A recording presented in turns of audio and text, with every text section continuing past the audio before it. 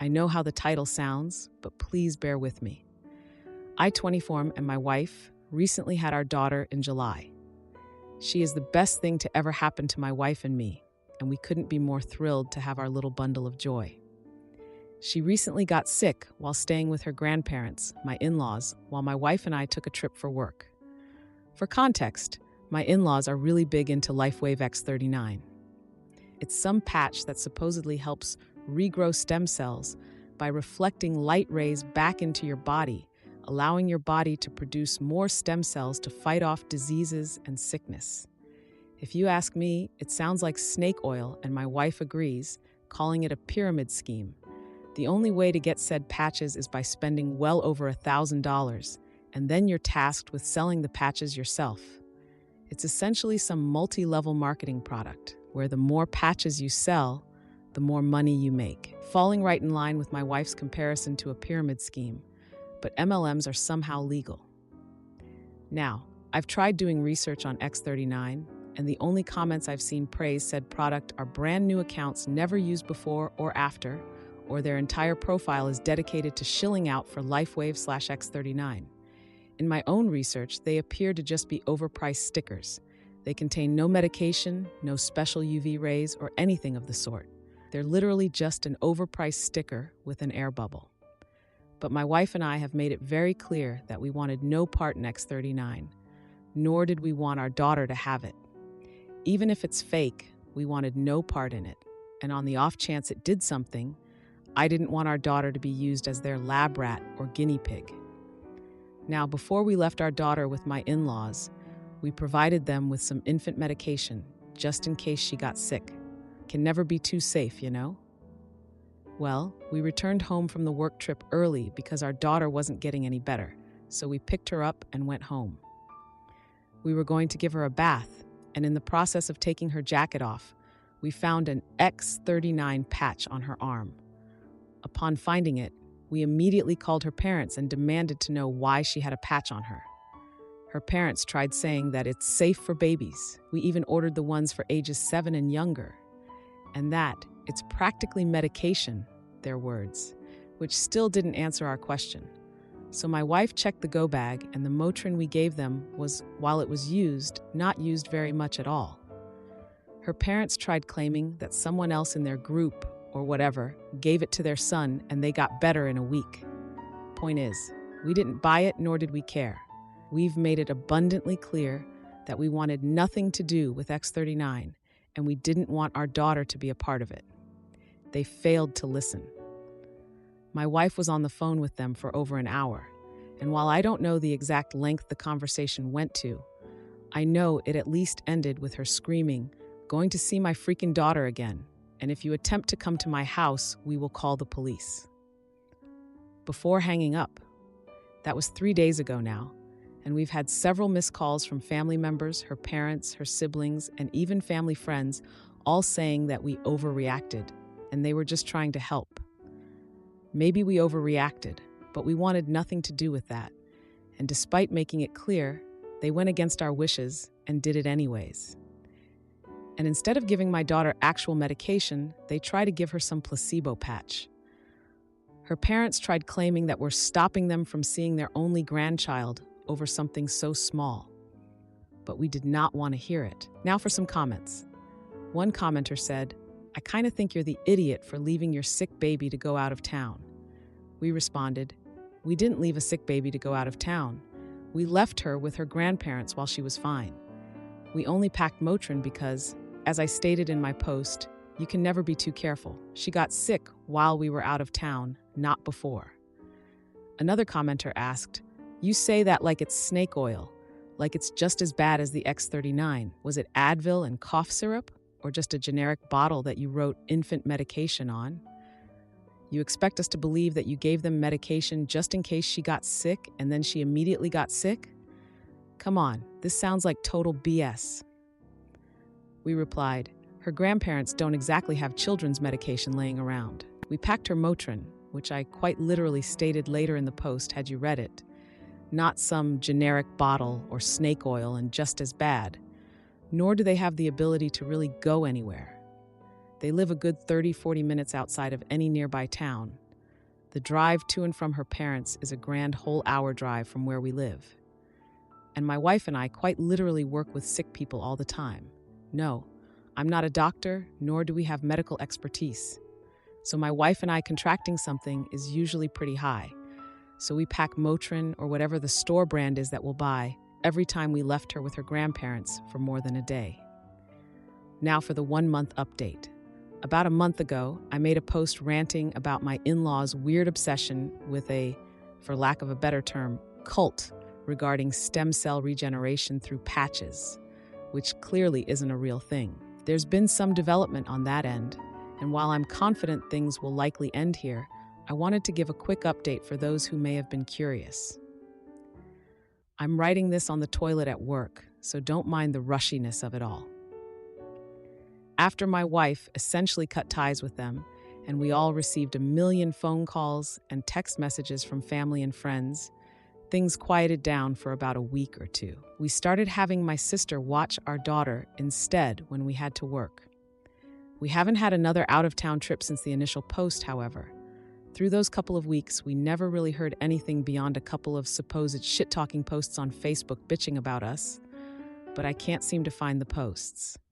We thought things were probably, hopefully, going to end there, but boy, were we wrong.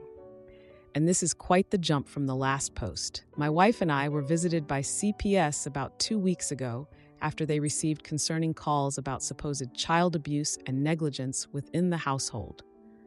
Of course, nothing like that happened, and the caseworker was very quick to see that. We had asked who reported her, and while she couldn't say, we had a suspicion it was from her parents. We were completely helpful and cooperative with the caseworker, and after she left that night, my wife called her mom up and asked her if she's the one who called CPS. Surprisingly, her mother took full accountability, but tried to spin it in her favor, claiming that she did it for our own good because our daughter was sick and she wasn't getting any better when she was there. So clearly we were doing something awful as parents. My wife didn't really know how to react to that, so she basically told her mom to go frick herself, and she wants nothing to do with her again. I'm starting to question why we didn't cut them out years ago, before our daughter was even a thought in our heads. About a week after the first audit, my mother-in-law showed up to our house on my day off while my wife was at work and essentially demanded to see our daughter, forcing her way into our home by pushing past my arm. When I told her to get the hell out of my house, she had no business marching in here like that. She essentially told me that I'm unfit to be a parent because I'm depriving my daughter of help she desperately needed, because she's clearly a very sick child. My daughter is perfectly healthy right now, and in fact has had no stuffy nose and no high temperature, nothing. I told my mother-in-law straight up that she was batshit insane. I went off on her about how she lied to us, went against our wishes, had the audacity to call and lie to CPS, and then show up at our house unannounced, uninvited, and march herself inside, as well as everything about her X39 LifeWave nonsense. We argued there for a while before I finally got so fed up, I told her to leave my house before I call the police. She stormed out of the house and in true Karen fashion said this isn't over, before slamming my door. I immediately called my wife, who was of course irate.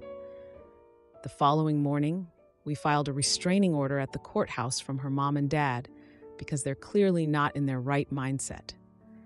The caseworker had to audit us a few more times as per their guidelines over the past 2 weeks, and yesterday was her last day where she informed us that we're doing good and she's sorry for the trouble they caused. We kept her up to speed on the LifeWave stuff, the showing up unannounced, and the restraining order. And though she couldn't really take a side, she seemed apologetic. But my wife and I are pretty livid. We started looking at houses in another state to get as far away from her in-laws as possible. Our company has offices out there, so it's entirely possible we could just be transferred. So we're crossing our fingers that all goes well. The restraining order gets filed soon enough, and we'll get a place clear across the country. Now for a 5-month update. Hello, everyone. Thank you for being so supportive. I've read some of the comments, and I know some of you have asked for updates, and so I wanted to give everyone an update for those still interested. Things aren't going to be as juicy in this post as the last two, but some new things have happened, so I'll just jump right in. After my in-laws called CPS on us for no discernible reasons other than we forbid them from seeing our daughter, things mostly quieted down. Some of you suggested that we should do more than just get a restraining order, so we bought some security cameras and had them installed all around our property. And our neighbors, who are pretty good friends of ours, were in the loop for the most part. And anytime we had to go somewhere, not only did we have video cameras recording every time someone entered our driveway displayed directly on our phones, our neighbors kept us updated too. She stopped coming around for the first few months since she called CPS on us, but just the month before last, as we were preparing to move my in-laws, somehow got word we planned on moving states and attempted to block our driveway as her dad tried blocking the front door. Not sure what their plan was there, because we have a back door and an extra side door leading from the kitchen, but I digress. Her mom blocked the driveway, stopping our U-Haul or car from leaving the property, and wouldn't budge, even after we told them we would call the police. They told us they'd move if we told them where we were moving to, but my wife told them that wasn't happening and they had 10 minutes to leave or we'd be calling the police. My neighbor came over during the commotion, but my in-laws still wouldn't budge.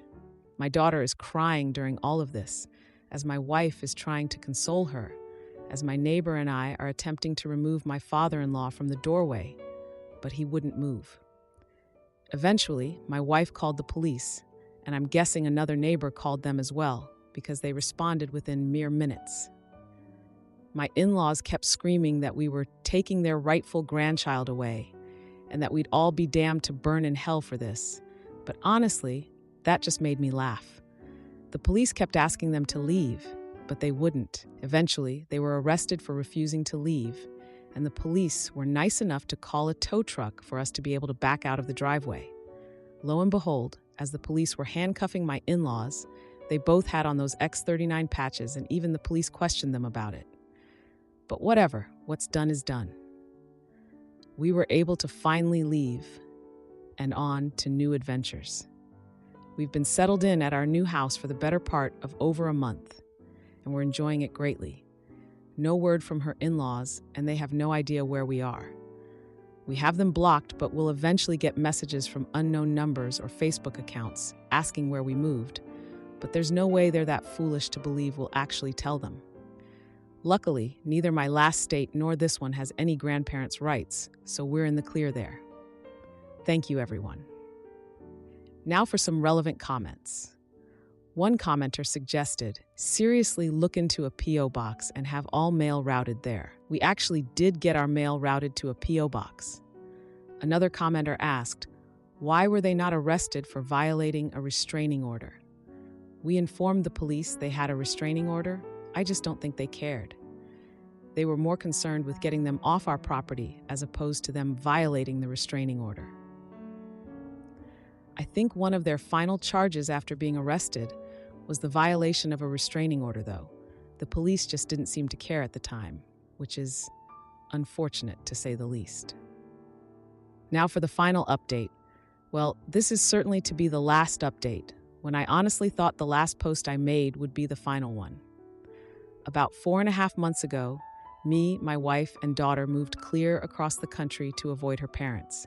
And I'm happy to say that beyond some annoying phone calls from different numbers and messages on Facebook, things were quiet. About 3 months ago or so, I posted what I thought would be the final update.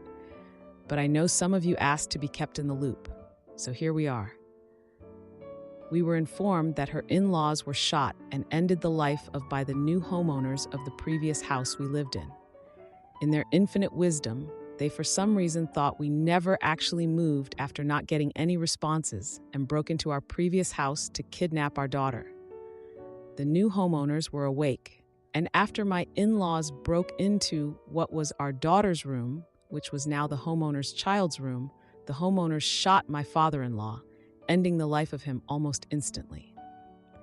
My mother-in-law tried to climb back out of the window, but was shot in the back and succumbed to it while in the hospital. I don't have all the details. These are just what I was able to piece together from the police report and my old neighbor. My wife is in shock and isn't quite sure how to handle the news, but she at least tells me that she knows now that our daughter will finally be safe. After we got the news, we just sat on the couch, and I comforted her all night, and we both eventually fell asleep on the couch. She says she finally feels safe and is glad our kid will be, but she still never wanted them to die. And I get that. I don't wish death upon anybody. My wife and I are glad the current homeowners and their kid are okay, and she's shaken, worried that if we hadn't moved, they'd have succeeded and kidnapped our daughter. I told her there's no use worrying about the what-ifs, because what's done is done, and at least she's safe. My wife agreed, but I can still tell she's trying to wrap her head around the entire ordeal. We had started seeing a therapist about the entire experience, and the therapist suggested taking a vacation. So I just recently purchased some tickets to Hawaii and had just surprised my wife with them this weekend as a nice little getaway vacation, as my wife always wanted to go to Hawaii. My wife was ecstatic when I showed her the tickets, and she's excited to go. And I'm hoping this vacation is just what she needs to hopefully not stress as much. I feel awful knowing that my wife isn't sure where to go or what to do, and I'm being her rock as best as I can.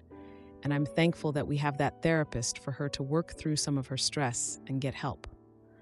My wife and I are doing okay if anyone is curious. She's just trying to wrap her head around what happened. This will be my final update, everyone, and I'm hoping everyone here has a great day.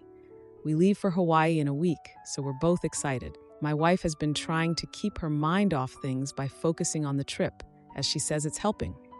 I'll catch everyone later, but don't expect any updates. Goodbye, everyone. Thank you all for your support.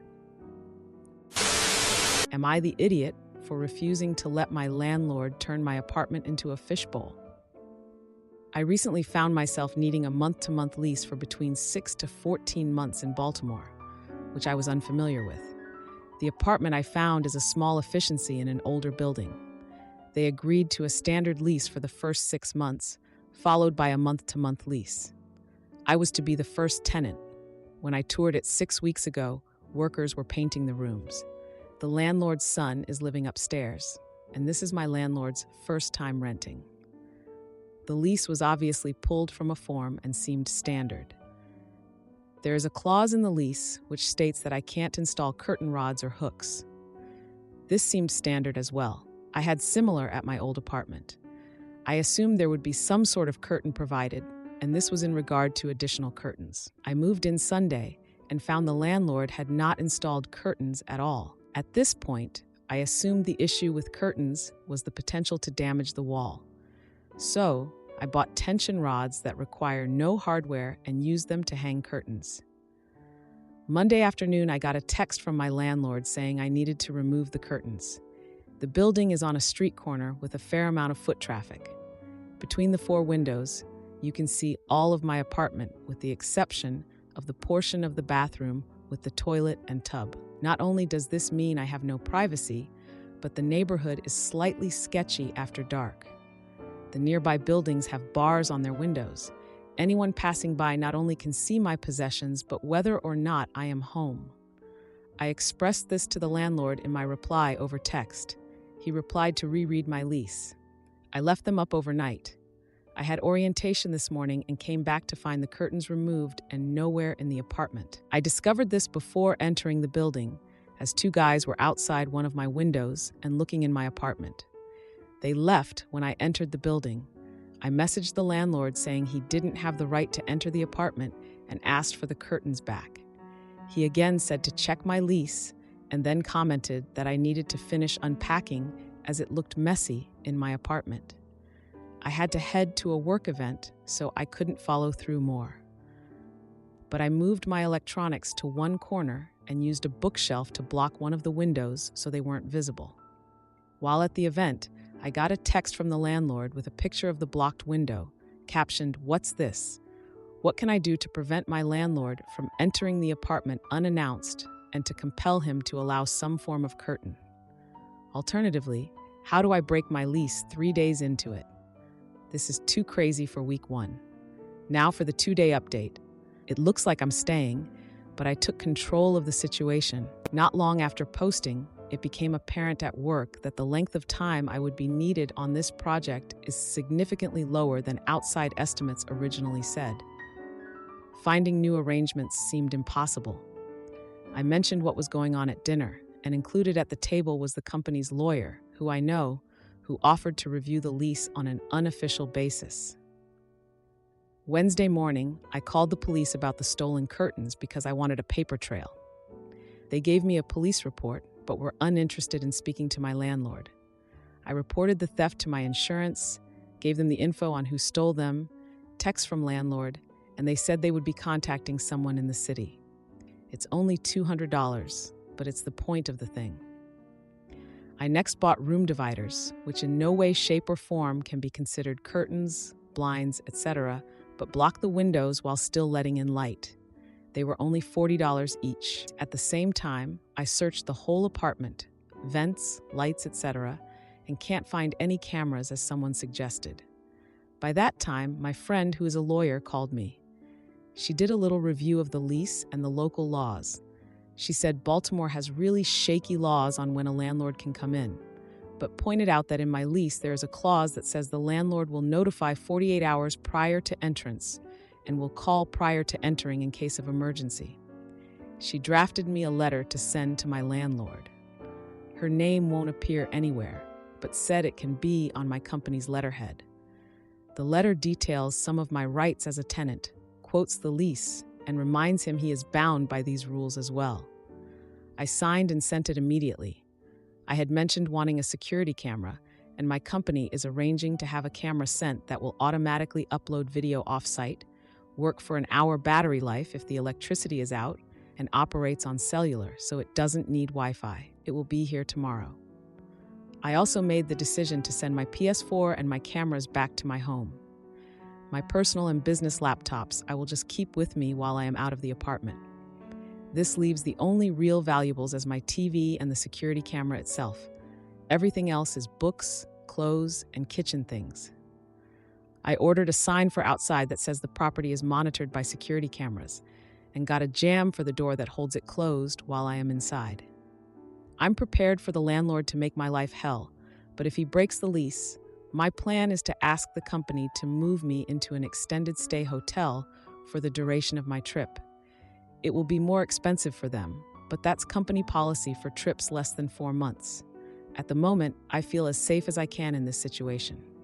Updates. Landlord texted me, "Sweetie, I didn't think you'd be like this." Responded, "I'm not your sweetie, I'm your tenant. My name is Stolly. Please use it." Am I the idiot for cutting off my college best friend after she ghosted me for 7 years and blamed it on tech issues? My friend from college, we were best friends and inseparable. We had so many great memories, could talk about anything, did pretty much everything together. It was mutual on both ends. We never fought, and I was under the impression everything was good. I think that's why it came as such a huge shock. After we graduated, she just stopped answering my calls, texts, messages on Facebook. She would just heart it and not reply. I was crushed. I had sent her a message on Facebook and asked if I had done anything or said anything wrong, and if I did, definitely not intentional because I've always cared for her. No response. It went like this for 7 years. It honestly broke my heart. I kept replaying everything in my head to try to see if there was something could have been misunderstood. Did I say something unknowingly? I was heartbroken, felt abandoned, and the worst part was not knowing or being given an answer. After 7 years, one of our mutual friends who she was still in touch with gave me her new number. So I reached out and said, "Hey, just wanted you to know you've been missed. If I said or did anything unknowingly, I'm sorry." She said, "Oh, you know how technology is. So many people have said they have tried to reach me, but I wasn't getting any of the messages." Yet she was hearting them. Now, for the past few months, she's been going about as if this never happened and has been buddy-buddy. I'm happy she's back in my life, but I'm starting to realize, no, this was not cool. You don't just walk out of someone's life for 7 years. chalk it up to technology, and then act like we're all good. It's hard because I love her and want to be friends, but I'm like, is she just going to walk out again for 7 years with no explanation and some bogus excuse? I'm still hurt because I don't feel like I've gotten a real answer. And hey, she was still in touch with our mutual friends for all those years. A few of them ended up having a fallout with her in the past year. And then she needed me and started writing back because she didn't have her other friends. And I'm starting to realize that maybe that's not a real friend. I thought about just being like, look, technology was working just fine when you were talking/hanging out with our other friends. Like, spill. What's the real reason you stopped talking to me because you know what that shoot hurt? What are your thoughts on this? Could use some solid advice. Should I just block her and move on with my life? I don't know what to do. Now for a few comments. One commenter suggested, personally, I would confront her, and after she answered, I would tell her that I didn't want to be friends anymore. In response, the original poster said, right? Because I'm genuinely pretty hurt. I'm like, you ghost me for 7 years with no explanation, and when I tried to communicate to see if I unknowingly did something, she just wouldn't reply. And all these years later, she's all buddy-buddy and acting like it never happened, and it's been all good this whole time. Her excuse doesn't sit well with me. It's like, look, just be real. Because right now, it feels like I'm not appreciated or valued to just drop me like that and then pick me up again after she had a fallout with a few of our other friends. The original poster added, what hurt the most was that she was actively engaging hanging out with our other friends. She wasn't even that close to before. She even flew out to see them, so it hurt that I felt singled out when I honestly can't think of what I could have done to just be cut out. Like no response, nothing until she had no one else anymore. Now for the update. A few days ago, I posted about how my college best friend ghosted me for 8 years. The answer didn't sit well with me, but I was honestly happy to finally get a response after 8 years. We've been catching up for the past few months. But if I'm honest, the answer seemed like BS. So some fellow Redditors on Moment recommended just cutting her off, and some said to confront her straight on. Update. So I confronted her and she said the truth was one of our mutual friends was in her ear feeding her lies/gossip about me. And after 8 years, she realized that girl wasn't a true friend and that everything she said about people was a lie and that she wasn't a good person. I'm not sure how to respond. A part of me is like, we were best friends, you know me, my heart, and you believe a friend ghost me with no explanation, no response for 8 years over a lie? I guess I just wish she would have been open to hearing my side. As best friends, had it been the other way around, I would have been like, hey, this was said and I just wanted to run it by you. She didn't even care to hear my side and found out 8 years too late that none of it was true because that friend started doing that to her too. A part of me is heartbroken that a lie took away 8 years of friendship. Another part of me is like, dude, not even a response or even trying to hear my side? Is she going to do this again? I already have gone through abandonment with my dad, as she knows, and going through this when it's hard to let people in. I trusted her, let her in, and it honestly crushed me. Being ignored and not knowing why hurts. I'm not sure what to do. Do I cut her off? I'm not sure if it'll ever be the same. I'm just appalled that she dropped me over BS gossip without even hearing my side. 8 years has gone by, and I'm just, what would you do? And if anyone has gone through something similar, would love to hear. Now for some more comments. A commenter shared, something kind of like this happened to me. We were best friends from childhood through our early-ish 20s. She cut me off for 4 years, right when I got married. When she started contacting me again, she claimed she had ghosted me because of her bad mental health, except she didn't really consider my mental health. She was supposed to be a bridesmaid, and instead, she ghosted. She also never even reached out when I had my first child. When she tried to rekindle things, I listened to her whole story and didn't interrupt. She said she realized I was one of the best friends she had and blah, blah, blah. But at the end, I said, I can't be friends with anyone who would betray me like that, and that was it. I've never spoken to her or really thought about her since. The original poster replied, "That part. She didn't consider your mental health. That hit. It took a mental toll on me for years just not knowing." Replaying our last interactions, I fell into depression for a bit and felt so hurt, betrayed, abandoned with not even an explanation for 8 years. She said the same thing to me that she realized I was her truest friend. It's like, oh, how convenient after all these years, not that you're alone. Another commenter advised, "In your shoes, you can choose the level of your relationship. You don't have to jump straight back to besties. You can be acquaintances first. She doesn't have a right to your time or friendship, and honestly has a boatload of work to do to demonstrate a change of heart. If you discover that she's put in the work to make real changes in herself, I'd think that might be a green light to slowly proceed beyond acquaintances. But honestly, having had a dear friend ghost me in a similar way and having fewer fricks to give, I hope her life is good, but stay away from me. I don't need that kind of friendship." In response, the original poster said, "I kind of feel like she came back because she has no more friends. She's dropped some, and some have dropped her recently. I wouldn't be able to trust someone after they did that. You deserve better." Now for the original poster's response. "I agree. Thank you all for your input. I ended up telling her I didn't want to move forward being friends, then blocked her.